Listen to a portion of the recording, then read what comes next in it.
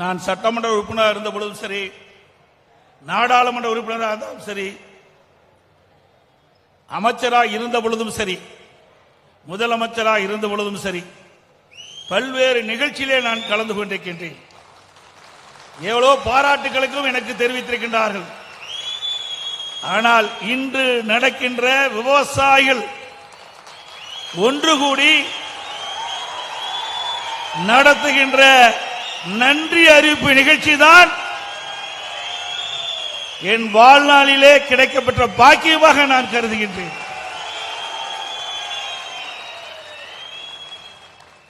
நான் விவசாய குடும்பத்திலே பிறந்து விவசாய பணிகளை மேற்கொண்டவன். ஒரு விவசாயி தமிழகத்தினுடைய முதலமைச்சராக பொறுப்பேற்ற பிறகு இந்த பகுதியில் இருக்கின்ற விவசாய பெருமக்களுடைய நீண்ட நாள் கோரிக்கையை நிறைவேற்றுகின்ற விதமாக வறண்ட 100 ஏரிகளுக்கு நீர் நிரப்புகின்ற திட்டம் கிடைக்குமா கிடைக்காதா? எனக்கு முன்னாலே பேசியவர்கள் தலைவரும் ஒருங்கிணைப்பாளரும் இங்கே குறிப்பிட்டார்கள். எத்தனையோ அரசாங்கம் வந்தது, எல்லா அரசாங்கத்திலும் கோரிக்கை வச்சோம், யாரும் நிறைவேற்றவில்லை. ஆனால் அண்ணன் எடப்பாடியார் வந்த பிறகுதான் நாங்க வைத்த கோரிக்கைக்கு வடிவம் பெற்றது, திட்டம் நிறைவேறியது என்று குறிப்பிட்டார். நான் ஒரு விவசாயம் இருக்கின்ற காரணத்தினாலே விவசாயி படுகின்ற துன்பங்கள், துயரங்கள், வேதனைகள் அத்தனையும் முழுமையாக அனுபவ தெரிந்த காரணத்தினாலே இந்த திட்டத்தை எப்பாடுபட்டாவது நிறைவேற்ற வேண்டும் என்று எண்ணினேன். இதையும் புரட்சி தலைவி அம்மா அவர்கள் தமிழகத்துடைய முதலமைச்சராக இருக்கின்ற காலத்திலே இதை அவரிடத்திலே தெரிவித்தேன். என்னிடத்திலே அம்மா அவர்கள் சொன்னார்கள், திரு பழனிசாமி அவர்களே, நீங்கள் அற்புதமான திட்டத்தை கேட்கின்றீர்கள். உண்மையிலே ஒரு நல்ல திட்டம். 100 ஏரிகளுக்கு நீர் நிரப்புகின்ற திட்டம் என்று சொன்னால் சாதாரண திட்டம் அல்ல. வறண்ட பகுதி, வானத்தை நம்பி வாழ்ந்து கொண்ட விவசாயிகளுக்கு இந்த ஏரிகள் நீர் நிரப்பதன் மூலமாக பசுமையான செழுமையான பகுதியை பார்க்க முடியும். நீங்கள் சொன்ன உடனே என் மனதிலே பட்டது, நிச்சயமாக இந்த திட்டத்தை நிறைவேற்றுவதற்கு நான் உங்களுக்கு ஆணையிடுவேன் என்று சொன்னார்கள். துரதிருஷ்டவசமாக அம்மா மறைந்து விட்டார்கள். இருந்தாலும் அம்மா எண்ணத்திலே உதிக்கப்பட்ட இந்த அற்புதமான திட்டத்தை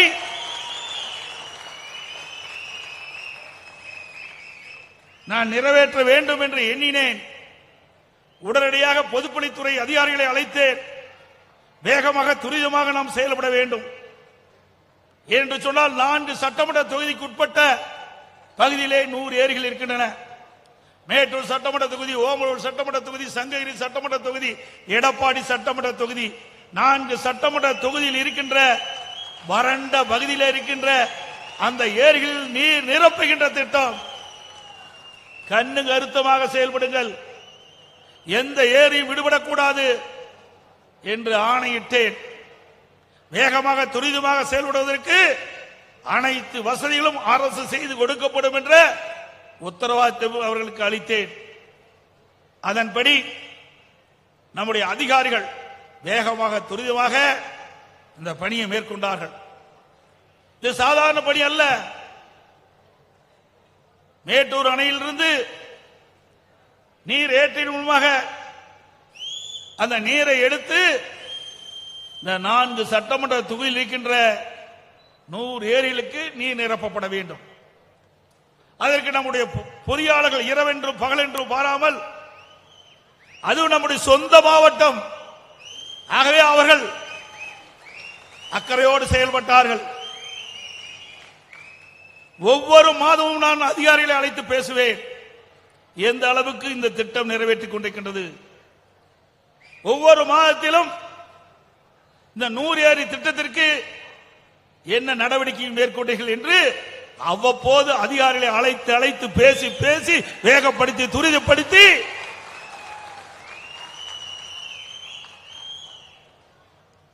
இந்த திட்டத்தை சுமார் 565 கோடி மதிப்பீட்டிலே திட்டம் தயாரிக்கப்பட்டு நானே நேரடியாக வந்து அடிக்கல் நாட்டினேன். முதலமைச்சர் காலத்திலே அடிக்கல் நாட்டியது மட்டுமல்ல, இந்த பணி வேகமாக துரிதமாக நடைபெற வேண்டும் என்ற எண்ணத்திற்காக அடிப்படையிலே ஒரு சிறந்த நிர்வாகத்திடத்திலே இதை ஒப்படைத்தோம்.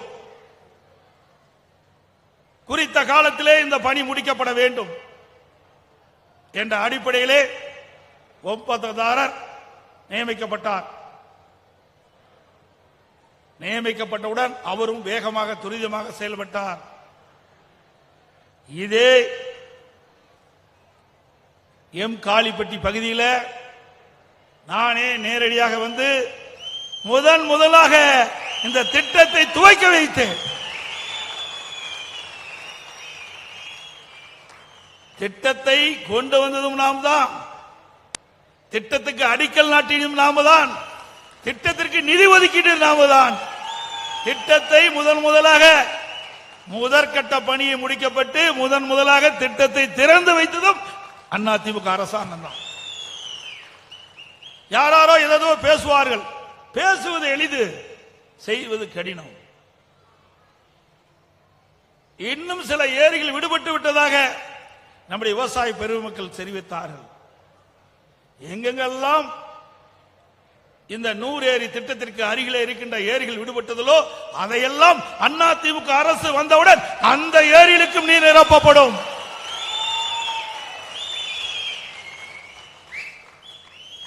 இந்த திட்டத்திற்காக முதலாக அதிமுக அரசு இருக்கின்ற பொழுது பூமி பூஜை போடப்பட்ட நாள் 4/3/2020.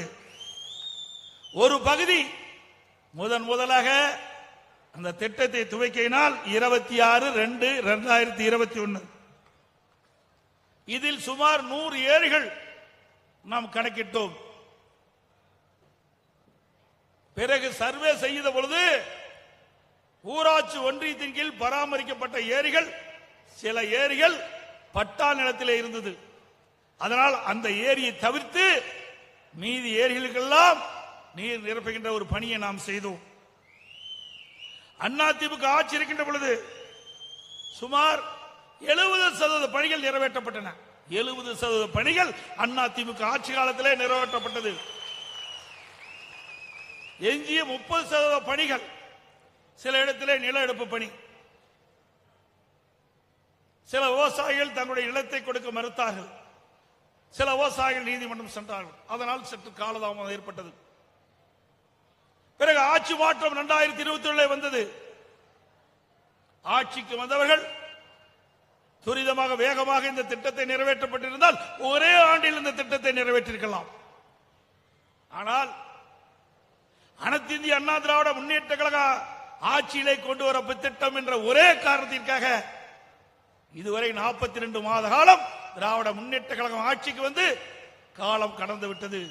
இன்று வரை முழுமையாக இந்த திட்டத்தை நிறைவேற்ற முடியவில்லை. திரு ஸ்டாலின் தலைமையில் இருக்கின்ற திராவிட முன்னேற்ற கழக அரசு பதவி ஏற்று 6 மாத காலத்திற்கு பிறகு நீர்வளத்துறை அமைச்சர் இந்த நீரேற்றும் திட்டத்தை வந்து பார்வையிட்டார். அப்பொழுது மக்களிடத்திலே அவர் தெரிவித்தார், அற்புதமான திட்டம், வறண்ட பகுதி 1000 அடி ஆழ்துளைகள் போட்டால்தான் நீர் கிடைக்கும். இப்படிப்பட்ட இடத்தில் தேர்வு செய்து இந்த அற்புதமான திட்டத்தை கொண்டு வந்திருக்கின்றார்கள். உடனடியாக வேகமாக துரிதமாக அதற்கு தேவையான நிதி ஒதுக்கி நாங்கள் அந்த திட்டத்தை நிறைவேற்றுவோம் என்று இந்த பகுதி மக்களுக்கு வாக்குறுதி அளித்தார்கள். சட்டமன்றத்தில் நான் பேசினேன். நீர்வளத்துறை அமைச்சர் பதிலளித்தார். அனைத்து இந்திய அண்ணா திராவிட முன்னேற்ற கழக ஆட்சி இருக்கின்ற பொழுது 70% பணிகள் நிறைவேற்றப்பட்டு விட்டன. எஞ்சிய பணிகள் நீங்கள் நிறைவேற்றப்படும் என்று கோரிக்கை வைத்தேன். அவர்களும் விரைவாக செயல்படுவதாக தெரிவித்தார்கள். ஆனால் 42 மாத காலம் கழித்தும் இன்னும் இந்த திட்டத்தை நிறைவேற்றவில்லை. இதில் என்ன காழ்ப்புணர்ச்சி தேவை? இன்றைக்கு எல்லா கட்சியிலும் விவசாயிகள் இருக்கின்றார்கள். மேடையிலே கூட பல்வேறு கட்சியை சேர்ந்த விவசாயிகள் இருக்கின்றார்கள், இல்லை என்று நான் மறுக்கவில்லை. இந்த நிகழ்ச்சிக்கு பல்வேறு கட்சியை சேர்ந்தவர்கள் வந்திருக்கின்றார்கள். இது ஒரு கட்சியை சேர்ந்த விவசாயிகளுக்கு தான் இந்த தண்ணீர் கிடைக்கின்றதா? இல்லை. இந்த 4 தொகுதியில் இருக்கின்ற அனைத்து விவசாய பெருங்குடி மக்களுக்கும், அந்த பகுதியில் இருக்கின்ற 100 ஏரிகளுக்கும் நீர் நிரப்புகின்ற திட்டம். இந்த நீர் நிரப்புகின்ற பொழுது நிலத்தடி நீர் உயர்ந்து வேளாணுக்கு தேவையான நீர் கிடைக்கும், குடிப்பதற்கு தேவையான நீர் கிடைக்கும். இது அதிமுக கட்சிக்காரனுக்கு மட்டும் இந்த தண்ணி கொண்டு போகல. திமுக கட்சி, காங்கிரஸ் கட்சி, மற்ற கட்சிக்கெல்லாம் இந்த தண்ணீர் கொடுக்கவில்லை என்று இந்த திட்டத்தை நாங்கள் நிறைவேற்றவில்லை. எல்லோருக்கும் பொதுவான திட்டம். வேளாண் பெருமக்கள் இரவென்றும் பகலென்றும் பாராமல் ரத்தத்தை வேர்வையாக மண்ணிலே சிந்தி உழைக்கின்ற அந்த விவசாயிகளுக்கு நீர் மிக முக்கியம். உடம்பிலே உயிர் எப்படி இருக்கின்றதோ அதை போல விவசாயிக்கு உயிராயிருப்பது நீர். தண்ணீர் இல்லைன்னா விவசாயம் செய்ய முடியாது. அப்படி இந்த 4 தொகுதியில் இருக்கின்ற இந்த ஏரிகள் எல்லாம் வறண்ட பகுதி. ஆக வறண்ட பகுதி எல்லாம் இன்றைக்கு மழை பெய்கின்ற பொழுதுதான் விவசாயிகள் மானாவாரி விவசாயம் செய்ய முடியும். அப்படிப்பட்ட பகுதிகளை இன்றைக்கு நாங்கள் அதிமுக அரசு இருக்கின்ற பொழுது தேர்ந்தெடுத்து இந்த பயிர்கின்ற விவசாயிகள் செழிப்போடு வளமோடு வாழ வேண்டும். இங்க இருக்கின்ற விவசாயிகளுக்கு தேவையான நீர் கொடுக்க வேண்டும், குடிப்பதற்கு தேவையான நீர் கிடைக்க வேண்டும் என்ற அடிப்படையில் தான் இந்த திட்டத்தை நாங்கள் கொண்டு வந்து நிறைவேற்ற பாடுபட்டோம். அது மட்டுமல்ல, இங்கே மட்டுமல்ல, ஏதோ சேலம் மாவட்டத்தில் இருக்கின்ற அமைச்சர் முதலமைச்சர் இருந்த காரணத்தாலே இந்த சேலம் மாவட்டத்தில் இருக்கின்ற விவசாயிகள் பயன்பெறுவதற்காக இந்த திட்டத்தை கொண்டு வந்தேன் என்று சொல்வது மட்டுமல்ல, தமிழ்நாடு முழுவதும் எங்கெங்கெல்லாம் விவசாயிகள் பாதிக்கப்படுகிறார்களோ, எங்கெங்கெல்லாம் வறட்சியால் நீர் இல்லாமல் விவசாயிகள் பாதிக்கப்படுகிறார்கள் என்று கருதி அங்கெல்லாம் இப்படிப்பட்ட நீர் ஏற்று திட்டத்தை கொண்டு வந்தோம். அத்திக்கடவு அவனாசி திட்டம் 50 ஆண்டு காலம் போராடிட்டு இருந்தாங்க. 1652 கோடி ரூபாயில அத்திக்கடவு அவனாசி திட்டத்தை நானே அடிக்கல் நாட்டினேன். கிட்டத்தட்ட 85% பணி நிறைவேற்றப்பட்டது.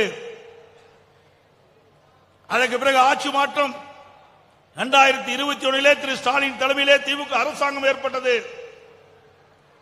ஆட்சிக்கு வந்த பிறகு அண்ணா திமுக ஆட்சியிலே தொடங்கப்பட்ட திட்டம் என்ற காரணத்திற்காக இன்றைய அளவு வரை இன்று வரை இந்த திட்டம் முழுமை பெறவில்லை. அரசியல் காழ்ப்புணர்ச்சி. விவசாயிகளுக்கு இந்த அரசு எதுவும் நன்மை செய்யவில்லை. நன்மை செய்யாட்டி பரவாயில்லை. ஏற்கனவே இருந்த அரசாங்கம் விவசாயியுடைய பிரச்சனை தீர்ப்பதற்காக போடப்பட்ட திட்டத்தை குறித்த காலத்திலே நிறைவேற்றப்பட்டிருந்தால் விவசாயிகள் மகிழ்ச்சி இருப்பார்கள். எனக்கு முன்னாலே பேசிய தலைவர் சொன்னார்களே, மேட்டூர் அணை நிரம்பி உபரி நீர் வெளியேறியது. நாம் சேலம் மாவட்டத்திலே பார்க்கின்றோம். நம்முடைய ஏரியெல்லாம் வறண்டு கிடக்குது. மேட்டூர் அணை நிரம்பி உபரி நீர் வெளியேறுகின்ற பொழுது மனம் எப்படி பாடுபடும் என்பதை எண்ணி பார்க்க வேண்டும் ஆட்சியாளர்கள். ஒரு விவசாயிக்கு தான் அந்த கஷ்டம் தெரியும். ஒரு விவசாயிக்கு தான் கஷ்டம் தெரியும். கோட்டையிலே அமர்ந்து கோப்புகளை பார்த்தால் போதாது. விவசாயியின் உள்ளத்திலே என்ன இருக்கின்றது என்பதை தெரிந்து அதற்கு தக்கவாறு ஆட்சி செய்ய வேண்டும்.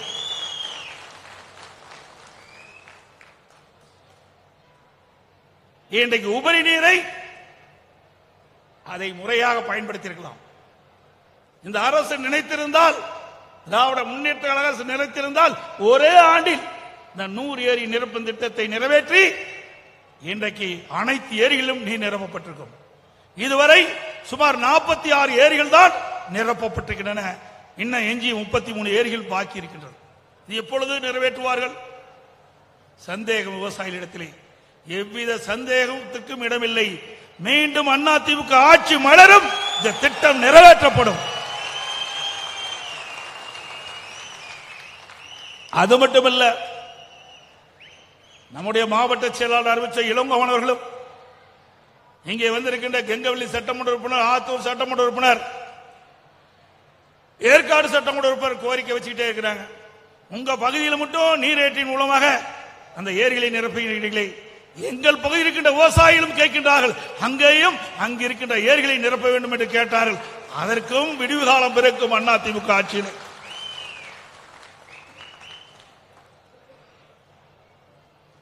அதிமுக ஆட்சி இருக்கின்ற பொழுதுதான் நீர் மேலாண்மை திட்டம் என்று ஒரு அற்புதமான திட்டத்திற்கு வடிவம் கொடுத்த அரசு அதிமுக அரசு.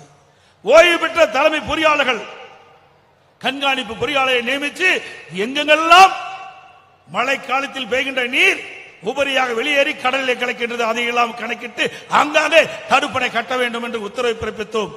அதன் அடிப்படையில் ஓடையின் குறுக்கே தடுப்பணை, நதியின் குறுக்கே தடுப்பணை கட்டி பருவ காலங்களில் பெய்கின்ற மழை நீர் ஆங்காங்கே தேக்கி வைக்கப்பட்டு விவசாயிகளுக்கு தேவை நீர் கிடைக்கப்பட்டது. குடிப்பதற்கு தேவை நீரை கொடுத்தோம்.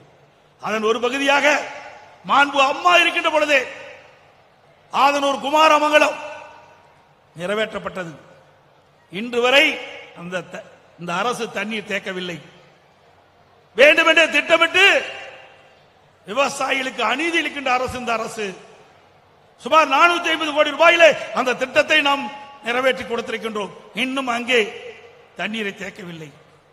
அதுக்கு பிறகு விவசாயிகள் கோரிக்கை ஏற்று நஞ்சை புகழூர் கரூருக்கு பக்கத்தில் காவிரி ஆற்றின் குறுக்கே ஒரு கதவணையோட தடுப்பணையோட கதவணை கட்டிடும். சுமார் 425 கோடியில முடியும் தருவாய் இருக்கின்றது. இந்த அரசு பொறுப்பேற்றதிலிருந்து ஆமை வேகத்தில் அந்த பணி நடைபெற்றுக் கொண்டிருக்கின்றது. விரைந்து வேகமாக அந்த பணி நிறைவேற்றப்பட்டிருந்தால் இப்பொழுது வெளியேறுகின்ற உபரி நீரை அங்கே தேக்கி வைத்திருக்கலாம். அதுவும் இந்த அரசு செய்ய தவறிவிட்டது. இப்படி விவசாயிகளுடைய விரோத அரசாகத்தான் இந்த அரசை பார்க்கின்றோம்.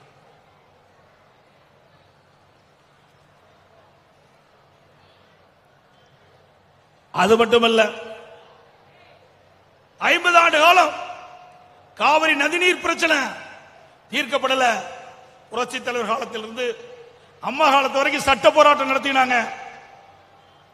நான் அம்மாவுக்கு பிறகு அம்மாவுடைய அரசு தொடர்ந்து உச்சநீதிமன்றத்திலே சட்ட போராட்டம் நடத்தி நீண்ட காலமாக விவசாயிகள் எதிர்பார்த்த தீர்ப்பை அதிமுக அரசு உச்சநீதிமன்றத்தின் மூலமாக பெற்று தந்தது. விவசாயிகள் வயிற்றிலே பால் வார்த்தோம். ஒவ்வொரு ஆண்டும் குறிப்பிட்ட டிஎம்ஸ் தண்ணீர் நம்முடைய மேட்டூர் அணைக்கு கர்நாடக அரசு கர்நாடக அணையிலிருந்து வழங்க வேண்டும் என்ற அற்புதமான தீர்ப்பை பெற்று தந்த அரசாங்கம் அதிமுக அரசாங்கம். திரு ஸ்டாலின் அவர்களே, அதோட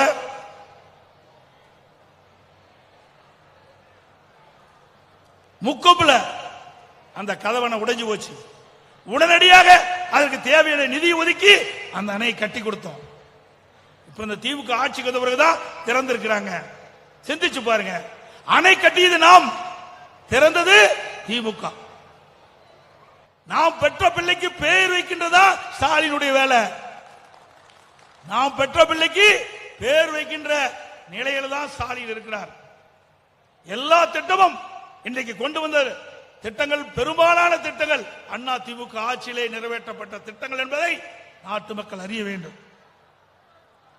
அது மட்டுமல்ல, நான் ஒவ்வொரு முறையும் இன்றைக்கு கர்நாடக அரசு இருக்கின்ற அந்த அணையில் இருக்கின்ற உபரி நீரைத்தான் நாம் எதிர்பார்த்துக் கொண்டிருக்கின்றோம். இந்த நிலை மாற வேண்டும்.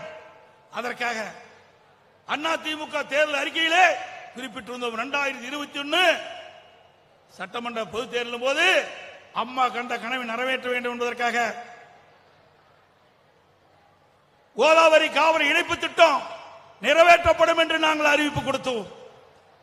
நான் முதலமைச்சர் காலத்தில் அம்மாவுடைய அரசு சார்பாக மாண்புமிகு பாரத பிரதமர் அவர்களை சந்திக்கின்ற பொழுது கோதாவரி காவிரி இணைப்பு திட்டத்தை நிறைவேற்றுங்கள். ஒவ்வொரு ஆண்டும் நாங்கள் கர்நாடகத்தை எதிர்நோக்கி காத்துக் கொண்டிருக்கின்றோம். அங்கே கர்நாடகத்தில் இருக்கின்ற அணைகள் நிரம்பிய பிறகுதான் உபரி நீராக எங்களுக்கு வழங்கிக் கொண்டிருக்கின்றார்கள். அதனால் எங்கள் விவசாயிகள் குறிப்பிட்ட நேரத்திலே சாகுபடி பயிர்கள் சாகுபடி செய்ய முடியாத ஒரு அவலநிலை இருந்து கொண்டிருக்கின்றது. ஆகவே எங்களுக்கு கோதாவரி காவிரி இணைப்பு திட்டத்தை நிறைவேற்றி டெல்டா மாவட்டத்தில் இருக்கின்ற விவசாய பயிர் மக்களுக்கு குறிப்பிட்ட காலத்திலே வேளாண் பணியை மேற்கொள்ள வேண்டும் என்ற ஒரு அற்புதமான திட்டத்தை நீங்கள் உருவாக்கி தர வேண்டும் என்று கேட்டவுடனே பாரத பிரதமர்களும் இசைவு தந்தார்கள். நிச்சயமாக இந்த திட்டத்திற்கு மத்திய அரசு உதவும் என்று சொன்னார்கள். அதன் பேரில் விரிவான திட்ட அறிக்கை மத்திய அரசு தொடர்ந்தது. அப்பொழுது தெலுங்கானாவில் இருக்கின்ற முதலமைச்சரை சந்திக்க வேண்டிய சூழ்நிலை. ஏனென்றால் ஒரிசாவில் இருந்து தெலுங்கானா, ஆந்திரா, பிறகுதான் தமிழ்நாட்டுக்கு அந்த தண்ணீரை கொண்டு வர முடியும். அந்த மாநிலத்தை கடந்துதான் தமிழ்நாட்டிற்கு தண்ணீர் கொண்டு வர முடியும்.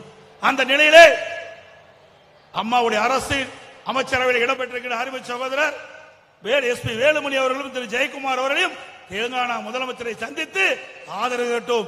அங்க இருக்கின்ற முதலமைச்சரும் ஆதரவு கொடுத்தார். நீங்கள் போடுகின்ற திட்டத்திற்கு நிச்சயம் நாங்கள் உதவுவோம் என்று சொன்னார்.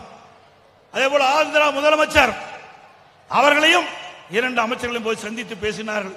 அவரும் தெரிவித்தார், உங்களுடைய திட்டம் அற்புதமான திட்டம், உங்களுடைய பகுதி வறட்சியான பகுதி, ஒவ்வொரு ஆண்டும் மழை நம்பி இருக்கின்ற நிலையிலே இருக்கின்ற விவசாயிகள் படுகின்ற துன்பம் எங்களுக்கு நன்றாக தெரியும். ஆகவே நாங்களும் உங்களுக்கு உதவி செய்வோம் என்று சொன்னார்கள். ஆனால் ஆட்சி மாற்றம் வந்த பிறகு 2021க்கு பிறகு அதில் எந்தவித முன்னேற்றமும் கிடையாது. திட்டத்தில் கிடப்பில போட்டு விட்டார்கள்.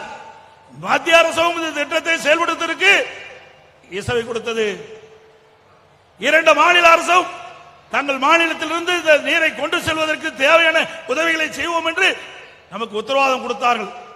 இந்த நிலையிலும் இன்றைக்கு திரு ஸ்டாலின் தலைமையில் இருக்கின்ற திராவிட முன்னேற்ற கழக அரசும் எவ்வித முயற்சியும் எடுக்கவில்லை. அதற்கு காரணம் 2021 சட்டமன்ற பொதுத் தேர்தலின் போது திராவிட முன்னேற்ற கழக தேர்தல் அறிக்கையில இது இடம்பெறவில்லை. கோதாவரி காவிரி இணைப்பு திட்டம் நிறைவேறவில்லை.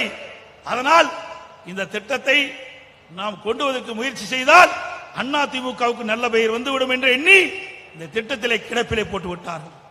மீண்டும் உங்களுடைய பேரு ஆதரவோடு அனைத்து இந்திய அண்ணா திராவிட முன்னேற்ற கழக ஆட்சி தமிழகத்திலே மலரும். கோதாவரி காவிரி இணைப்பு நிறைவேற்றப்படும். அது மட்டுமல்ல, நம்முடைய காவிரியின் 2 கரையின் ஓரமாக இருக்கின்ற விவசாயிகள் சுமார் 25-30 கிலோமீட்டர் கிட்ட விவசாயிகள் கடும் வறட்சியிலே உள்ளாக்கின்றால், நம்முடைய பகுதியிலே மேட்டூர் அணை இருந்தாலும் நமக்கு தண்ணீர் கிடைக்காத ஒரு சூழ்நிலை. அப்படிப்பட்ட நிலையிலே நீர் ஏற்றின் மூலமாக ஒரு விவசாயிகள் குழு அமைக்கப்பட்டு அந்த விவசாய குழுவோடு அங்கு இருக்கின்ற நிலத்திற்கு நீர்ப்பாசன வசதி ஏற்பட வேண்டும் என்ற நிலையை உணர்த்தினார்கள்.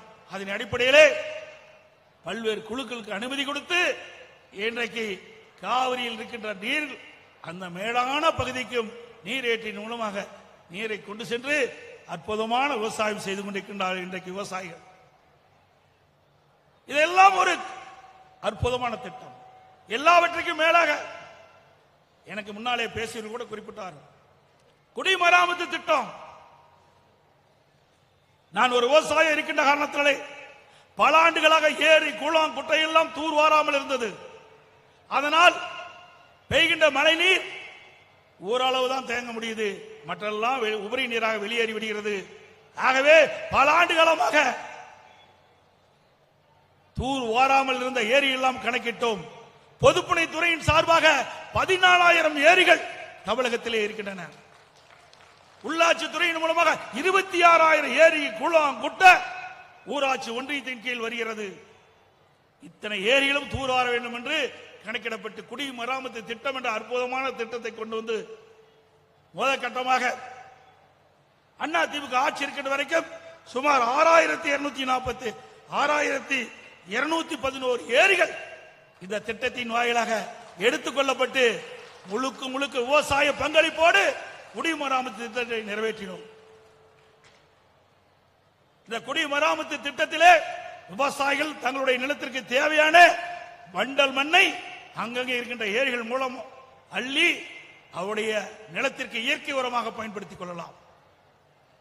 விலையில்லாமல் அந்த வண்டல் மண்ணை கொடுத்தோம். இதனால் விவசாயிகள் பயனடைந்தார்கள். ஒருபுறம் இந்த குடிமராமத்து திட்டத்தின் மூலமாக ஏரி ஆழமாகின்றது, மறுபுறம் விவசாயியுடைய நிலம் பக்குவப்படுகிறது. ஆகவே இந்த ஏரி வண்டல் மண்ணை விவசாயியுடைய நிலத்திற்கு பயன்படுத்துகின்ற பொழுது நல்ல விளைச்சலை விவசாயிகள் பெற்றார்கள். இன்றைக்கு எனக்கு முன்னாலே பேசியில் குறிப்பிட்டதை போல மேட்டூர் அணை கட்டி நான் இருக்கின்ற போது 84 ஆண்டு காலம் இருந்தது. 84 ஆண்டு காலமாக தூர்வாரவில்லை. இங்க இருக்கின்ற விவசாய பெருடி மக்கள் சட்டமன்ற உறுப்பினர்கள் கோரிக்கை வச்சாங்க, மேட்டூர் அணையிலிருந்து வண்டல் மண்ணை அள்ளிக்கொள்வதற்கு நீங்கள் அனுமதி கொடுக்க வேண்டும் என்று. அவருடைய கோரிக்கையை ஏற்று அனுமதி கொடுத்தோம். நாள் ஒன்றுக்கு சுமார் 3000 லாரிகள் மூலமாக மேட்டூர் அணையிலிருந்து வண்டல் மண் அள்ளி சென்றார்கள், இலவசமாக அள்ளி சென்றார்கள். ஒரு 5 நாட்களுக்கு முன்பு பத்திரிகையில பார்த்தேன், இந்த மேட்டூர் அணை இன்னும் தமிழகத்தில் பல அணைகள் இருக்கின்ற வண்டல் மண்ணை அள்ளுவதற்கு டெண்டர் விடுறாங்க. டெண்டர் விட்டா டெண்டர் எடுத்தவங்க இந்த வண்டல் மண் விவசாயம் அள்ளிக்கிட்ட பொழுது அவரிடத்திலே பணம் வசூல் செய்வாங்கல்ல. இவெல்லாம் விவசாயிக்கு நன்மை செய்கின்ற அரசாங்கமா? சிந்திச்சு பாருங்க. 4 நாளுக்கு முன்பு மொத்தமா தமிழ்நாட்டில் இருக்கின்ற பல்வேறு அணைகளில் இருந்து சுமார் 900 கோடி அரசுக்கு வருமானம் வரும் என்று செய்தித்தாளை பார்த்தோம். விவசாயிகளை பற்றி கவலைப்படல, அரசாங்கத்துக்கு என்ன வருமானம் வரும் என்றுதான் இந்த அரசாங்கம் எதிர்பார்க்கின்றது. அரசாங்கத்துக்கு வருமானம் வருதோ இல்லையோ, இவருடைய கஜானாவுக்கு வருமானம் வரும். டெண்டர் விட்டா தானே கமிஷன் கிடைக்கும். நாங்கள் அப்படி பார்க்கவில்லை. சுமார் குடிமராமத்து திட்டத்திற்காக 1417 கோடி நிதி ஒதுக்கீடு செய்து முழுக்க விவசாய பங்களிப்போடு இந்த குடிமராமத்து திட்டத்தை நிறைவேற்றப்பட்ட அரசாங்கம் அதிமுக அரசாங்கம். ஒரு விவசாயி முதலமைச்சர் இருந்த காரணத்தினாலே இப்படி பார்த்து எதெல்லாம் விவசாயிகளுக்கு நன்மை கிடைக்கும், எந்தெந்த வகையிலே விவசாயிக்கு நன்மை செய்ய முடியும், அதையெல்லாம் பார்த்து செயல்படுத்தி கொடுத்த ஒரே அரசாங்கம் அம்மாவுடைய அரசாங்கம்.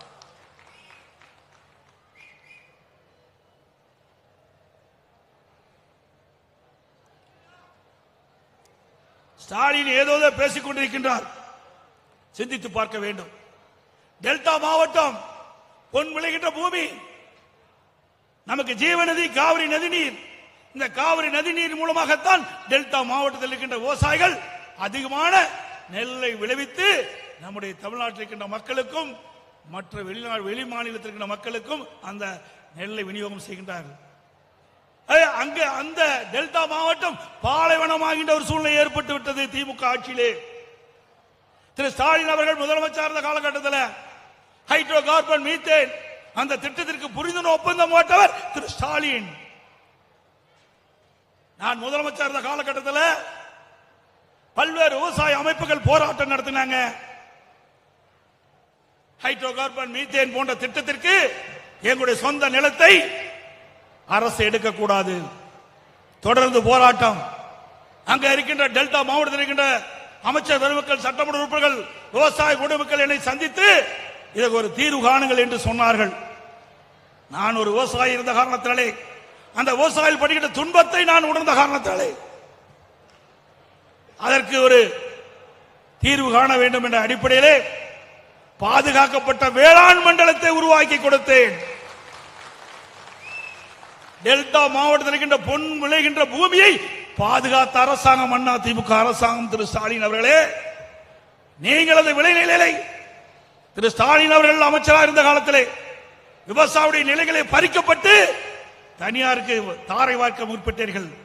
ஆனால் அதிமுக அரசாங்கம் அதை தடுத்து நிறுத்தி விவசாயிகளுக்கு பாதுகாப்பு கொடுக்கின்ற விதத்தில் வேளாண் பாதுகாக்கப்பட்ட வேளாண் மண்டலம் என்ற அற்புதமான சட்டத்தை கொண்டு வந்து நிறைவேற்றி விவசாயிகளுக்கு பாதுகாப்பு கொடுத்த அரசாங்கம் அதிமுக அரசாங்கம். அதே போல கடுமையான வறட்சி, நான் முதலமைச்சராக பொறுப்பேற்கின்ற பொழுது கடுமையான வறட்சி, அந்த வறட்சி காலத்தில் விவசாயிகள் எல்லாம் பாதிக்கப்பட்டாங்க. அவர்கள் சாகுபடி செய்த அந்த பயிர்கள் எல்லாம் இன்றைக்கு வெயிலே கருகி சேதமடைந்தது. வறட்சியால் போதிய தண்ணீர் இல்லாமல் விவசாயிகளுடைய பயிர்கள் எல்லாம் சேதமடைந்தது. அதை கணக்கிட்டு சுமார் 2247 கோடி வறட்சி நிவாரண விவசாயிகளுக்கு கொடுத்தேன். இந்திய வரலாற்றிலேயே எந்த ஒரு மாநிலம் விவசாயிகளுக்கு வறட்சி நிவாரணம் கொடுத்த வரலாறு கிடையாது. அந்த வரலாற்றையும் அதிமுக அரசாங்கம் தான் படைத்தது. அதே போல பயிர் காப்பீடு திட்டம், அந்த பயிர் காப்பீடு திட்டத்தில் அண்ணா திமுக அரசு இருக்கின்ற பொழுது இந்தியாவிலேயே நம்முடைய விவசாயிகளுக்கு பயிர் காப்பீட்டு திட்டத்தின் மூலமாக அதிகமான இழப்பீட்டு தொகையை பெற்று தந்த ஒரே அரசாங்கம் அம்மாவுடைய அரசாங்கம். 12,000 கோடி விவசாயிகளுக்காக இழப்பீட்டு தொகை பெற்று தந்தோம். இதெல்லாம் சாதனை அல்லவா? அதோட நம்முடைய மேடான பகுதியிலே மழையை நம்பி இந்த மக்காச்சோள பயிர்கள் பயிரிடுவார்கள். இந்த பயிர்களுக்கு எல்லாம் நல்ல விளைச்சல் கொடுக்கின்ற நேரத்தில் அமெரிக்கன் படைப்புழு விழுந்து மக்காச்சோள பயிர்கள் எல்லாம் பாதிக்கப்பட்டது. விவசாயிகள் கோரிக்கை வச்சாங்க, எங்களுடைய அமைச்சர் கோரிக்கை வச்சாங்க, சட்டமன்ற உறுப்பினர் கோரிக்கை வச்சாங்க. இந்த அமெரிக்கன் படைப்புழுவால் விவசாயிகள் எல்லாம் பாதிக்கப்பட்டிருக்கிறாங்க, அவர்களுக்கு நிவாரணம் கொடுக்க வேண்டும் என்று கோரிக்கை வைத்த உடனே அம்மாவுடைய அரசு 186 கோடி ரூபாய் நிவாரண தொகை விவசாயிகளுக்கு இழப்பீடாக கொடுத்தது. அதற்கு அடுத்த வருஷம் மக்காச்சோள பயிரிட்ட பயிர் விவசாயிகளுக்கு அமெரிக்கன் படை விழுந்தது, அமெரிக்கன் படைப்புழு விழுந்தது. விவசாயிகள் என்னிடத்தை சந்தித்தார்கள். விவசாயிகள் அத்தனை பேரும் ஒரே நேரத்தில் அதனுடைய மக்காச்சோள பயிருக்கு பூச்சிக்கொல்லி மருந்து அடிப்பதில்லை. ஒரு விவசாயி அடிப்பார், மற்றொரு விவசாயி அடிக்க மாட்டார். அப்பொழுது இங்க இருக்கின்ற இந்த அமெரிக்கன் படைப்புழு பக்கத்து தோட்டத்துக்கு போய்விடும், பக்கத்து நிலத்துக்கு போயிடும். அதனால அரசாங்கமே எங்கெங்கெல்லாம் மக்காச்சோள பயிரிட்டுக்காங்களோ, எங்கெங்கெல்லாம் இந்த அமெரிக்கன் படை புழுவால் மக்காச்சோள பயிர் பாதிக்கப்பட்டதோ அங்கெல்லாம் அரசாங்கமே பூச்சிக்கொல்லி மருந்து அடிக்க வேண்டும் என்று கோரிக்கை வைத்தார்கள். அவருடைய கோரிக்கையை ஏற்று 48 கோடி ரூபாய் மதிப்பீட்டிலே பூச்சிக்கொல்லி மருந்து அமெரிக்கன் படைப்புழுவை தடுப்பதற்காக மக்காச்சோள பயிருக்கு பூச்சி மருந்து அடித்த அரசாங்கம் அதிமுக அரசாங்கம். நம்முடைய பகுதியில் மரவள்ளி கிழங்கு பயிரிடுறாங்க. மரவள்ளி கிழங்கு மேடான பகுதியிலே குறைந்த நீரிலே விளைச்சலை கொடுக்கும். நான் முதலமைச்சர் இருந்த காலத்தில் அம்மாவுடைய அரசு இருக்கின்ற பொழுது மாவு பூச்சி விழுந்தது. உடனடியாக அரசாங்கத்தில் கவனத்திற்கு கொண்டது. உடனே எங்கெங்கெல்லாம் மாவு பூச்சி இந்த மரவள்ளி கிழங்கு பாதிக்கப்படுகிறோ அங்கெல்லாம் கண்டறிந்து அதற்கு தேவையான நடவடிக்கை எடுத்து அந்த மாவு பூச்சியிலிருந்து பாதுகாக்கப்பட்டது மரவள்ளி கிழங்கு பயிரிட என் பயிரை என்பதை நேரத்தில் நினைவு கூட கடமைப்பட்டிருக்கின்றேன். அதே போல விவசாயிகள் கோரிக்கை வச்சாங்க, இரவிலே மின்சாரம் கொடுத்தால் தோட்டத்திற்கு நீர் பாய்ச்ச முடியாது, விஷ பூச்சிகளால் விவசாயிகள் பாதிக்கப்பட்டுருவாங்க. அது மும்முனை மின்சாரம் 24 மணி நேரம் விவசாயிகள் வேண்டும் என்று கேட்டார்கள். அந்த அடிப்படையில் 1/4/2021 முதல் தமிழ்நாட்டில் இருக்கின்ற விவசாய பம்பு செட்டில் அனைத்துக்கும் மும்முனை மின்சாரம் 24 மணி நேரம் வழங்கப்படும் என்ற அறிவிப்பை கொடுத்து மும்முனை மின்சாரம் விவசாயிகளுக்கு வழங்கிய அரசாங்கம் அதிமுக அரசாங்கம். அதே உழவன் செயலி அற்புதமான திட்டம், அதையும் நாங்க தான் கொண்டாந்தோம். அந்த திட்டத்தின் மூலமா விவசாயிகள் அந்த உழவன் செயல் மூலமாக சீதோசனை தெரிஞ்சுக்கலாம், மார்க்கெட் நிலவரத்தை பெருத்துக்கலாம், உரை எந்தெந்த ஸ்டாக் இருக்குன்னு தெரிஞ்சுக்கலாம். அப்படி விவசாய பயிரிட்ட பயிர்களுக்கு ஏதாவது நோய் தாக்கப்பட்டா அந்த நோயிலிருந்து என்ன பூச்சி மருந்து அடிக்கலாம், அதையெல்லாம் தெரிந்து கொள்வதற்கு உழவன் செயலி என்ற அற்புதமான திட்டத்தை கொண்டு வந்த அரசாங்கம் அதிமுக அரசாங்கம். அதோட விவசாயிகள் தொடக்க வேளாண் வங்கியிலே வாங்கிய பயிர்க்கடன் 2014 2021 2 முறை பயிர்க்கடன் தள்ளுபடி செய்த ஒரே அரசாங்கம் அதிமுக அரசாங்கம். 2016 அம்மா இருக்கின்ற பொழுது விவசாயிகள் தொடக்க வேளாண் வாங்கிய பயிர்க்கடன் தள்ளுபடி. நான் முதலமைச்சர் இருந்த காலத்தில் அம்மாவுடைய அரசு கொரோனா தொற்று விவசாயிகள் பாதிக்கப்பட்டாங்க, விவசாயிகள் கோரிக்கை வச்சாங்க, கடுமையாக நாங்கள் பாதிக்கப்பட்டு விட்டோம். ஆகவே தொடக்க வேளாண் வங்கியிலே வாங்கிய பயிர்க்கடன் தள்ளுபடி செய்ய வேண்டும் என்று கோரிக்கை வைத்தார்கள். அந்த கோரிக்கையை ஏற்று 12,110 கோடி ரூபாய் கடன் தள்ளுபடி செய்த அரசாங்கம் அதிமுக அரசாங்கம்.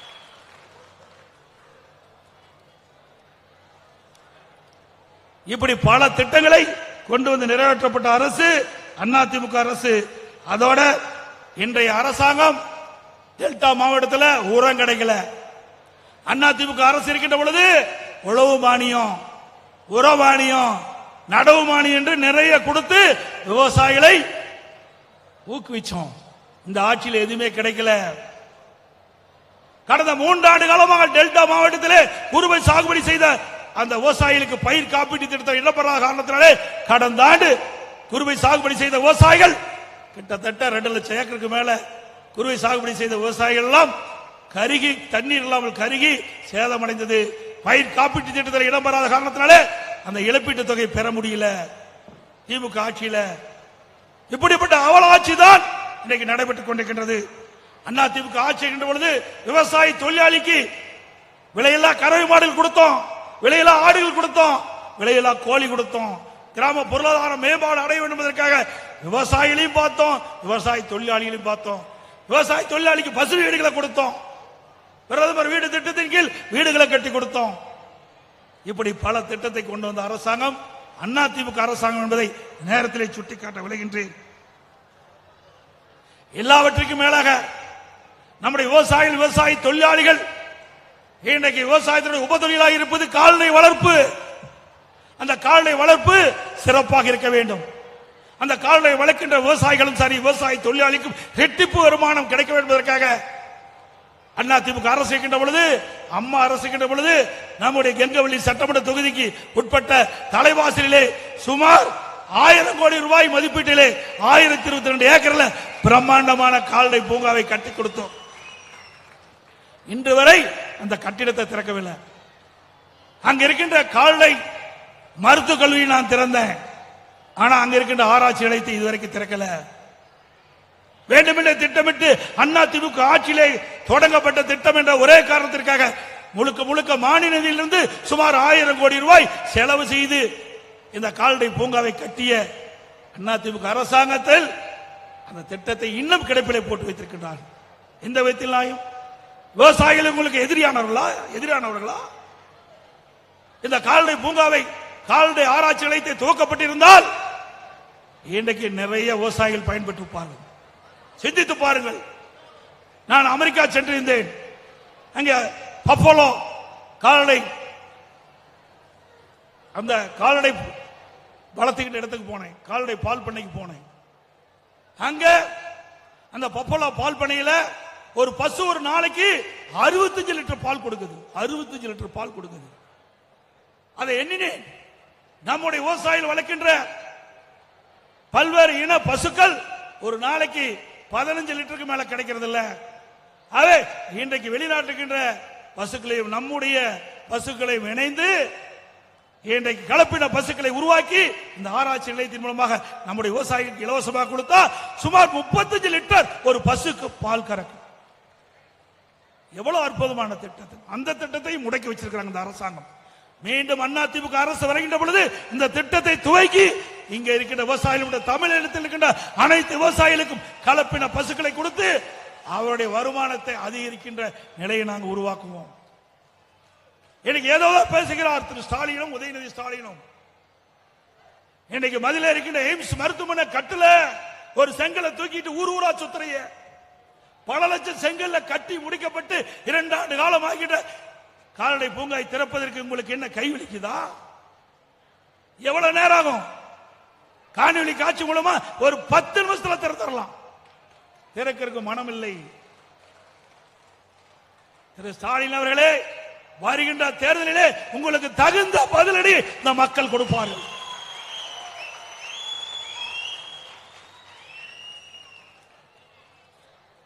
விவசாயி பத்தி 2000 ஆண்டுகளுக்கு முன்பே ஐயன் திருவள்ளுவர் அழகாக சொன்னார். உழுதுண்டு வாழ்வாரே வாழ்வார், மற்றெல்லாம் தொழுதுண்டு பின் செல்வார் என்று. 2000 ஆண்டுகளுக்கு முன்பே விவசாயிகளுடைய பெருமையை நாட்டிற்கு பறைசாற்றினார். அதனுடைய பொருள், உழவு தொழில் செய்து வாழ்பவரே உரிமையோடு உலகில் வாழ்வதற்கு தகுதியுடையவர், மற்றவரெல்லாம் பிறரை தொழுது அவரை பின் சென்று வாழக்கூடியவராக இருப்பார் என்று நம்முடைய விவசாயியுடைய பெருமையை குரல் வடிவிலே நமக்கு பெருமை சேர்த்தவர் 2000 ஆண்டுக்கு முன்பே ஐயன் திருவள்ளுவர். அப்படிப்பட்ட மகான்கள் விவசாயிகளை பற்றி தெரிந்திருக்கின்றார். ஆனால் இங்கே இருக்கின்ற முதலமைச்சர் விவசாயிகளுடைய பிரச்சனையை தெரியாத முதலமைச்சர் இன்றைக்கு நாட்டை ஆண்டு கொண்டிருக்கின்றார். திரு ஸ்டாலின் அவர் எதிர்க்கட்சி தலைவராக இருக்கின்ற பொழுது நமக்கு நாமே திட்டம் என்ற ஒரு திட்டத்தை கொண்டு வந்தார். அந்த திட்டத்தில் ஊரூரா போனார். அப்போ நம்முடைய சேலம் மாவட்டத்துக்கு வந்தார். சேலம் மாவட்டத்திற்கு தலைவாசலுக்கு வந்தார். தலைவாச கரும்பு தோட்டத்தை பார்வையிட போனார். போகும்போது ஒரு காங்கிரீட் பாதை அமைச்சு காங்கிரீட்ல கோட் ஷூட் போட்டு போட்டோ ஷூட் போட்டாங்க. அந்த பாதையில் நடந்து போய் கரும்பு பயிரை பார்த்தவர் தான் நவீன விவசாயி திரு ஸ்டாலின். சிந்திச்சு பாருங்க, கரும்பு பயிரை பார்வையிடுவதற்கு கரும்பு தோட்டத்துக்கு நடுவால காங்கிரீட்ல பாதை அமைச்சு கொடுத்து அந்த பாதையின் வழியாக சென்றுதான் அந்த பயிரை போய் பார்வையிட்டார். அதோட இன்றைக்கு உதயநிதி ஸ்டாலின் நிறைய பேசுறார். இன்றைக்கு கூட நான் வரும்போது செய்தி பார்த்தேன். எடப்பாடி பழனிசாமி பொறாமையில பேசிட்டு இருக்காரு. திமுக ஆட்சியில் நிறைய திட்டங்களை நிறைவேற்றிட்டோம், அது அவர்களால் பொறுத்துக் கொள்ள முடியல. என்ன திட்டத்தை நீ கொண்டாந்த? இப்படி நான் பேசிய திட்டங்கள் ஒன்றாவது நீங்கள் கொண்டு வந்து நிறைவேற்றிருக்கீங்களா? எவ்வளவு திட்டத்தை நான் சொன்னேன், இன்னும் நிறைய இருக்குது. கிட்டத்தட்ட 2 மணி நேரம் ஆகும் நான் சொல்லி முடிக்கிறதுக்கு. நான் முதலமைச்சர் இந்த காலத்தில் கொண்டு வந்த திட்டம் மட்டும் இவ்வளவு. அம்மா முதலமைச்சர் இந்த காலத்தில் கொண்டு வந்த திட்டம் இன்னும் ஏராளம். எந்த திட்டமே கொண்டாடாத மக்களை ஏமாற்றி கவர்ச்சிகரமா பேசி ஆட்சிக்கு வந்த பிறகு மக்களை மறந்த அரசாங்கம் திமுக அரசாங்கம், திமுக கட்சி. உதயநிதி அவர்களே, உங்க தாத்தா பேர் வைப்பதற்காக என்னை பற்றி விமர்சனம் செய்தீர்கள். என்ன அரசாங்கத்தினுடைய பணம் உங்களுடைய சொந்த பணமா? மக்களுடைய பணம். உடைய தாத்தாவுக்கு திரு கருணாநிதி அவர்களுக்கு நினைவு மன்றம் கட்டினீங்க, ரைட். ஒரு முதலமைச்சர் இருந்தாரு, ஒரு கட்சியுடைய தலைவராக இருந்தாரு, கட்டு ரைட். அவருக்கு 82 கோடி ரூபாயில நடுக்கடல்ல கொண்டு பேனா வைக்கிறீங்க. எழுதாத பேனா எங்க வச்சா என்ன? அதற்கு 82 கோடி தேவையா? அரசாங்கத்துடைய பணம் எப்படி வீணடிக்கிறார் என்பதை எண்ணி பார்க்க வேண்டும். இதைத்தான் நான் கண்டிக்கிறோம். ஏன் உங்களுக்கு பேனா வைக்க வேண்டும் என்றது உங்களுக்கு எண்ணம் இருந்தா திரு கருணாநிதி அடக்கம் செய்த நினைவு மன்றத்திற்கு பகுதியிலே பக்கத்திலேயே ஒரு 2 கோடியில் ஒரு பேனா வச்சுட்டு போங்களே. ஏன் 82 கோடி ரூபாயில விவசாயிகள் இருந்தது பொதுமக்களிடத்திலிருந்து வசூலித்த வரி பணத்தின் மூலமாக 82 கோடி செலவழிக்கிறீங்க வீணா? இல்ல உங்க அறக்கட்டளையில் இருந்து செலவு செய்யுங்களே. ஆயிரக்கணக்கான கோடி திரு கருணாநிதி குடும்பத்திற்கு அறக்கட்டளை இருக்குது. அந்த அறக்கட்டளையில ஆயிரக்கணக்கான கோடி பணம் இருக்குது. அதிலிருந்து நீங்க அந்த நிதி எடுத்து செலவு செய்யலாமே. அதற்கு மேலாக கார் பந்தயம், நாட்டுக்கு கார் தேவையா? கார் பந்தயம் தேவையா? இங்க இருக்கிறவங்களுக்கு பல பேருக்கு காலுக்கு போட செருப்பு கூட இல்லாத இருக்கிறோம். நம்முடைய விவசாயி, நம்முடைய பெண் தொழிலாளர்கள் வெயிலையும் மழையிலையும் இரவென்று பகலொன்று பாராம ரத்தத்தை வீர்வையாக சிந்தி உழைக்கின்ற அந்த பெண்களுக்கு காலுக்கு காலணி கூட இல்லாத இருக்கிற நேரத்தில் நூற்றுக்கணக்கான கோடி செலவு செய்து கார் பந்தயம் நடத்த வேணுமா? அதுக்கு தான் நீங்க அரசாங்கம் நடத்துறீங்களா? அதுக்கு தான் உங்களுக்கு ஓட்டு போட்டு மக்கள் வந்து உங்களை ஆட்சி அதிகாரத்தில் அமர்த்துறீங்களா? இதை கேட்டா கோபம் வருது. எல்லாத்துக்கும் மேல வேடிக்கை என்னன்னா, அப்பா வந்து மகனை புகழ்ந்து பேசுறார், மகன் வந்து அப்பாவை புகழ்ந்து பேசுறான். இந்தியாவிலேயே இப்படிப்பட்ட அவல ஆட்சி தமிழகத்தில் நடக்குது. திரு ஸ்டாலின் உதயநிதி புகழ்ந்து பேசுறாரு, திரு உதயநிதி அப்பா புகழ்ந்து திரு ஸ்டாலின் பேசுறாரு. இதுதான் வேடிக்கை. அது மட்டுமல்ல, திரு உதயநிதி அவர்களே, நேற்று பெய்த மழையில் இன்று முளைத்த விஷ காளான் நீங்கள் என்பதை மறந்து விடாதீர்கள். நீங்களே எங்களுக்கு அறிவுரை சொல்ற. அண்ணா திமுகவில் 50 ஆண்டு காலம் இந்த கட்சியில இருந்து பணியாற்றியவன், பல்வேறு நிலையில இருந்து பல்வேறு பொறுப்புகளை பெற்று பணியாற்றியவன். நான் சேலம் மாவட்ட பால் உற்பத்தியாளர் ஒன்றியத்தினுடைய பெருந்தலைவராக இருக்கின்ற பொழுது தேசிய அளவிலே விருதுகளை பெற்றுக் கொடுத்தேன். நெடுஞ்சாலைத்துறை அமைச்சராக இருக்கின்ற பொழுது இந்தியாவிலேயே தார் சாலை அதிகம் நீளம் உள்ள மாநிலம் என்ற பெயரை பெற்றுக் கொடுத்தேன். திரு உதயநிதி அவர்களே, அதை பார்த்துதான் இதே புரட்சி தலைவி அம்மா நெடுஞ்சாலைத்துறை அமைச்சராக இருந்து 2016 மீண்டும் ஆட்சி கட்டிலே அம்மா அமர்கின்ற பொழுது கூடுதலாக பொதுப்பணித்துறையும் எனக்கு வழங்கினார்கள். நான் உங்கள் வழியிலே நான் வரவில்லை. ஒரு விவசாயி ஒரு கிளை செயலாளராக இருந்து ஒன்றிய பொறுப்பு வந்து, மாவட்ட பொறுப்பு வந்து, மாநில பொறுப்பு வந்து, இன்றைக்கு உங்கள் முன் பேசுகின்ற ஒரு பாக்கியத்தை நீங்கள் கொடுத்தீர்கள்.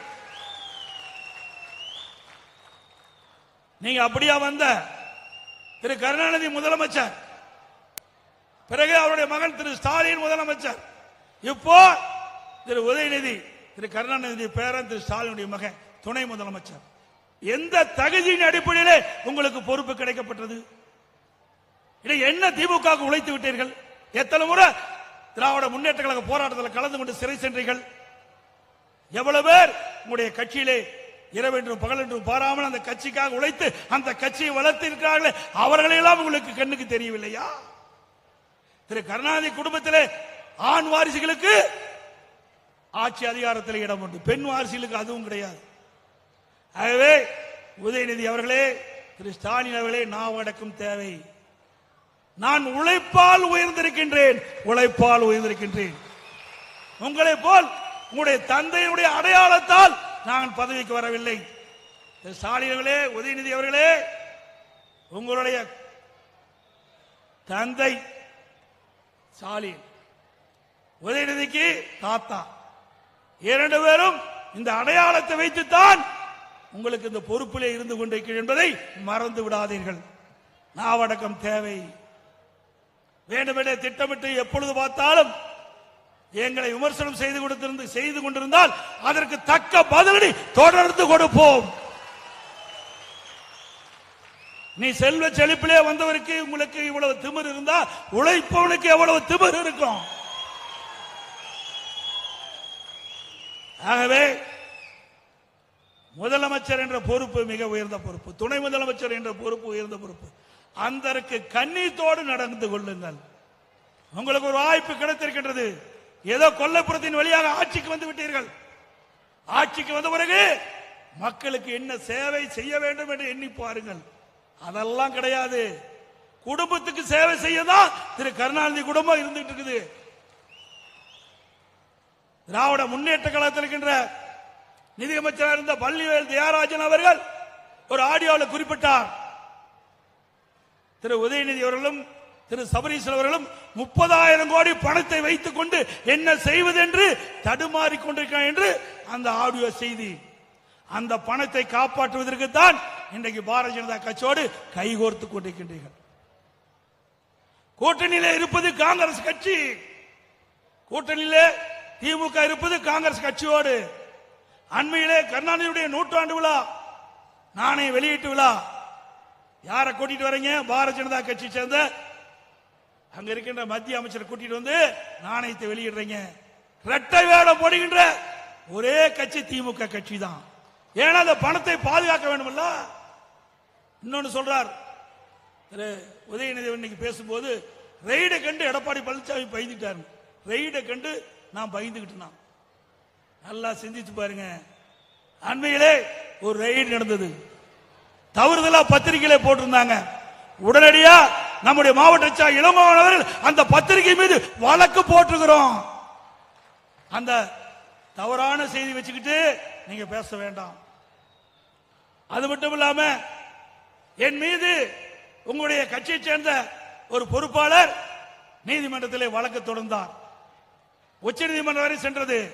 உச்சநீதிமன்றத்திலே உயர்நீதிமன்றம் மீண்டும் விசாரிக்க வேண்டும் என்று வந்த பொழுது உங்கள் சார்பாக என் மீது வழக்கு போட்ட அந்த நபரே வழக்கை திரும்ப பெறன்னு சொன்னார். நான் இல்ல, வழக்கை நடத்துறேன்னு சொன்னேன். வழக்கை நடத்துறேன்னு சொன்னேன். இந்திய வரலாற்றிலேயே ஒரு வழக்கை, எதிர்கட்சி போட்ட வழக்கை நடத்துவேன் என்று சொன்ன நபர் நான் ஒருவன் தான். ஆகவே உங்களை போல பேடினா அல்ல, மடியிலே கனமில்ல, வழியில பயம் இல்ல. ஸ்டாலின் அவர்களே,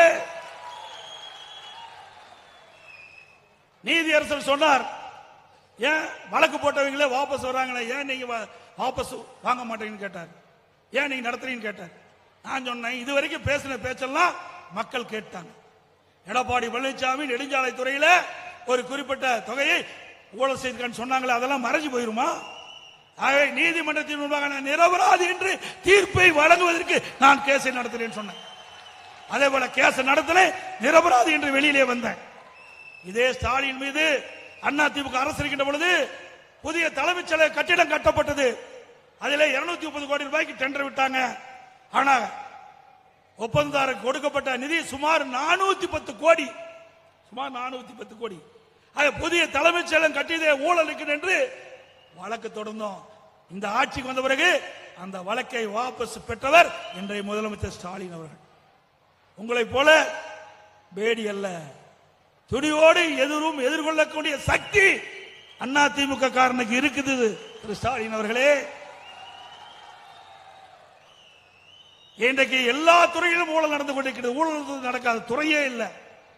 எல்லா துறையிலும் ஊழல் நடக்குது. லஞ்சம் இல்லாத துறையே கிடையாது. ஊழல் மலிந்த அரசாங்கமாக இன்றைக்கு திமுக அரசு திகழ்ந்து கொண்டிருக்கிறது. அதிமுக ஆட்சி மலர்கின்ற பொழுது இதற்கெல்லாம் திரு ஸ்டாலின் பதில் சொல்லியே ஆக வேண்டும் என்பதை தெரிவித்துக் கொள்கிறார். இன்னொன்னையும் உதயநிதி அவர்கள் சொன்னார், எடப்பாடி பழனிசாமி பாரதிய ஜனதாவோட கூட்டணி வைக்க முயற்சிக்கிறான். நான் ஒன்னும் வைக்க முயற்சிக்கல, நீங்க முயற்சி செஞ்சுட்டு இருக்கிறீங்க. இதே திரு ஸ்டாலின் அவர்கள் எதிர்கட்சி தலைவராக இருக்கின்ற பொழுது, திரு மோடி அவர்கள் பிரதமராக இருந்து தமிழ்நாட்டுக்கு வருகின்ற பொழுது கோ பேக் மோடி என்று கருப்பு பலூன் விட்டுவீங்க திமுக காரன். திரு மோடி அவர்கள் மீண்டும் பிரதமராகி திரு ஸ்டாலின் முதலமைச்சர் ஆன பொழுது வெள்ளை கொடி பிடித்து வெல்கம் மோடி என்று வரவேற்று வரும் இதே ஸ்டாலின் தான். இரட்டை வேடம் போடுகின்ற தலைவர் திமுக தலைவர் ஸ்டாலின். நாங்க அப்படி அல்ல. ஒரு பக்கம் கூட்டணி வச்சுக்கிட்டு இன்னொரு பக்கம் அவரை அழைச்சி பேசுற கட்சி அதிமுக கட்சி அல்ல. எதுவும் தீர்க்கதரிசி முடிவு எடுப்போம். அதோட மறைமுக கூட்டணி நீங்க தான் வச்சுட்டு இருக்கிறீங்க. ஏன்னா பாரதிய ஜனதா அரசோட ஒத்து போவீங்கன்னா இவர்கள் கொள்ளையடித்த பணத்திற்கு வழக்கு போட்டுருவாங்க. ரெய்டு எங்களுக்கு வராது, உங்களுக்கு தான் வரும். ஏன்னா ஏற்கனவே 2011 காங்கிரஸோட கூட்டணி இருக்கின்ற பொழுது இவர் கூட்டணியில அங்க வைக்க மறுக்கின்ற பொழுது காங்கிரஸ் கேட்ட சீட்டை கொடுக்காத காரணத்தினால அங்க மாடியில காங்கிரஸ் அரசாங்கம் இருக்கும்போது மாடியில ரெய்டு நடக்குது. கீழே திமுக கூட்டணி பேச்சுவார்த்தை, காங்கிரஸ் திமுகவும் கீழே கூட்டணி பேச்சுவார்த்தை. அதே நேரத்தில் மேல மாடியில திமுகவுக்கு ரெய்டு நடக்குது. அப்ப ரெய்டு கண்டு பயந்துதான் நீங்க காங்கிரசுக்கு கூட்டணி வச்சு 63 சீட்டு கொடுத்த வரலாறு தமிழ்நாட்டு மக்களுக்கு தெரியும். திரு ஸ்டாலின் அவர்களே, அண்ணா திமுக அப்படி அல்ல. நெஞ்சுரம் கொண்ட கட்சி அண்ணா திமுக கட்சி. அனைத்து இந்திய அண்ணா திராவிட முன்னேற்ற கழகத்தை பொறுத்த வரைக்கும் நாட்டு மக்களுக்கு எது தேவை என்பதை அறிந்து அதற்காக குரல் கொடுக்கின்ற ஒரே கட்சி அண்ணா திமுக கட்சி. எந்த சூழலிலும் மக்களுக்காக போராடுவதற்கு தயங்க மாட்டோம். அண்ணா திமுக ஆட்சியில் கொண்டு வரப்பட்ட திட்டங்கள், பல திட்டங்களை முடக்கி வைத்திருக்கிறீர்கள். அத்தனை திட்டமும் அம்மாவுடைய அரசு வந்த பொழுது நிறைவேற்றப்படும் என்ற செய்தி இந்த நேரத்தில் தெரிவித்து கூட ஒரு கருத்தை சொன்னார்கள். நீட் தேர்வை பற்றி சொன்னாங்க. யார் பொய் பேசுறா? பொய்யர் என்று 2 நாளைக்கு முந்தி அரசு நிகழ்ச்சியிலே கலந்து கொண்டு முதலமைச்சர் பேசுகிறார். எடப்பாடி பழனிசாமி பொய்யர், சிரிக்காதையே பேசிட்டு இருக்காங்க. என்னை பற்றி விமர்சனம் செய்தார். நானா பொய்யர்? எனக்கு முன்னாலே இந்த நம்முடைய தலைவராக இருக்கின்றவர் இங்கே உரையாற்றுகின்ற பொழுது சொன்னாரே, நீட் தேர்வை பற்றி சொன்னாரே. யாரு கொண்டு வந்தார்கள்? கொண்டு வந்தது காங்கிரசும் திமுகவும். 2010 டிசம்பர் 21 நோட்டிபிகேஷன் நீட் தேர்வை கொண்டு வருவதற்கு ஆணையிட்டது திமுகவும் காங்கிரசும் அரசாங்கம். மத்தியில் அரசாங்கம் இருக்கின்ற பொழுது அப்பொழுது மத்திய இணையமைச்சர் காந்தி செல்வன், திமுக கட்சி சேர்ந்த மத்திய சுகாதாரத்துறை இணையமைச்சர் திரு காந்தி செல்வன் இருக்கும் போதுதான் நீட் தேர்வு கொண்டாந்தீங்க. தேர்தல் நேரத்தில் என்ன சொன்னீங்க? ஆட்சிக்கு வந்தவுடன் முதல் கையெழுத்து நீட் தேர்வு ரத்து செய்யப்படும். 42 மாதம் உருண்டு ஓடிவிட்டது, இன்னும் நீட் தேர்வுக்கு விலக்கு கிடைக்கல. அதுக்கு பிறகு உதயநிதி பேசினார், நீட் தேர்வு ரத்து செய்வதற்கு எங்களுக்கு ரகசியம் இருக்கிறார். 42 மாத காலமா அந்த ரகசியத்தை மூடி வச்சிருக்கிற, சீக்கிரம் அந்த ரகசியத்தை வெளியிடு, நீட் தேர்வு ரத்தாகட்டும். எப்படியெல்லாம் மக்களை பொய் பேசி மக்களை ஏமாற்றி ஆட்சிக்கு வந்து என்பது இது ஒன்னே போதும். நீங்க தான் பொய்யர், நாங்க அல்ல. அதே போல அரசு ஊழியர்களுக்கு ஆட்சிக்கு வந்தவுடன் அவள் வைத்த கோரிக்கை நிறைவேற்றப்படும் சொன்னீங்க, இதுவரைக்கும் நிறைவேற்றல. அவள் போராடிட்டு இருக்காங்க, அவர்களுக்கும் தீர்வு காணவில்லை. அதே இப்படி திராவிட முன்னேற்ற கழக அரசில் விவசாயிகளுக்கு எந்த பலனும் கிடைக்காது. அதிமுக ஆட்சி விவசாயிகளுக்கு பொற்காலம். அதிமுக ஆட்சி விவசாயிகளுக்கு ஒரு பொற்காலம். ஆகவே இங்கே கூட விவசாயிகள் பாதிக்கப்படுகின்ற பொழுதெல்லாம் விவசாயிகளுக்கு உதவி செய்தோம். அதில் கூட 2000 ஆண்டுகளுக்கு முன்பே ஐயன் திருவள்ளுவர் அழகாக ஒரு குரலை நமக்கு வழங்கிவிட்டு சென்றிருக்காரு. உடுக்கை இழந்தவன் கை போலே ஆங்கே இடுக்கன் களைவுதாம் நட்பு. அதாவது நம்முடைய அணிந்திருக்கும் ஆடை நழுவி செல்லும் போது உடனடியாக சென்று அதை சரி செய்யும்.